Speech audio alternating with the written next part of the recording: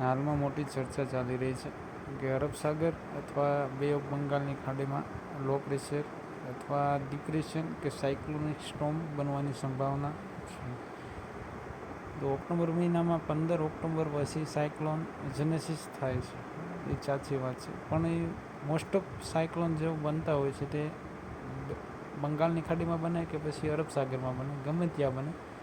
અરબ સાગરમાં જો બને તો એ માલદીવની આસપાસ જેનેસિસ થાય છે અને ત્યાંથી એનો route 90% Oman, Yemen, Saudi Arab તરફ જતા રહે છે. અને જો બે ઓફ બંગાળમાં ગમે ડિપ્રેશન કે સ્ટ્રોંગ સિસ્ટમ બને તો એ ઓડિશા, આંધ્રપ્રદેશથી રિકર કરતા હોય છે અને બાંગ્લાદેશ તરફ જતા હોય છે. એટલે મિત્રો, સંભાવનાને નકારી ના શકાય.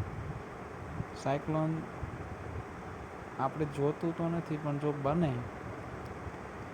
તો મોટી નુકસાની ખેડૂતોને થતી હોય છે. એનું કારણ કે અત્યારે મોસ્ટ ઓફ પાક આપણે લણણી ઉપર છે અને ઘરે લઈ જવાના હોય છે, કાઢવાના હોય છે. એટલે હવામાન ખાતાને એપ્સ જોતી રહેવી ધ્યાનથી.